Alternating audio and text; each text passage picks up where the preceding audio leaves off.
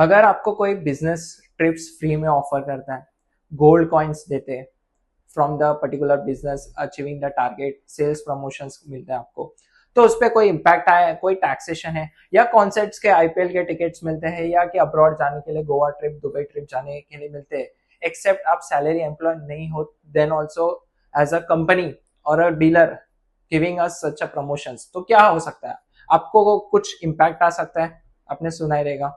तो बेसिकली आज इस पे हम डिस्कशन करने वाले हैं कि आपको कोई भी परक्यूजिट्स मिलते हैं, कोई भी बेनिफिट्स मिलते हैं in kind other than cash, cash के सिवा आपको कोई बेनिफिट देती है कोई कंपनी, तो आपके लिए क्या इम्पैक्ट आएगा। तो बेसिकली आपको वो पर्टिकुलर परक्यूजिट्स काइंड को आपके कंपनी ने टीडीएस डिडक्ट किया रहेगा और एज अ कंपनी आपको के लिए वो इनकम हो जाएगी। यस, ये आपके लिए इनकम हो जाएगी और आपके इनकम टैक्स रिटर्न में वो पर्टिकुलर परक्यूजिट पे टैक्सेशन भरना पड़ेगा। Let's take a example for the clear है।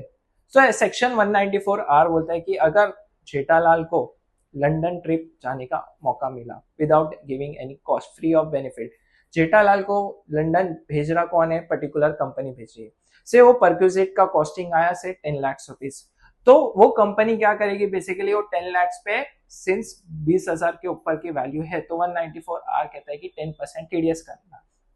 10 लाख पे 10% टीडीएस है 1 लाख रुपीज, वो उनके आईटीआर पे, उनके 26 सीएस पे दिखे जाएगा जेठालाल गढ़ा के, और जेठालाल गढ़ा के लिए वो 10 लाख की इनकम हो जाएगी और उनके लिए वो एक्सपेंडिचर होगा।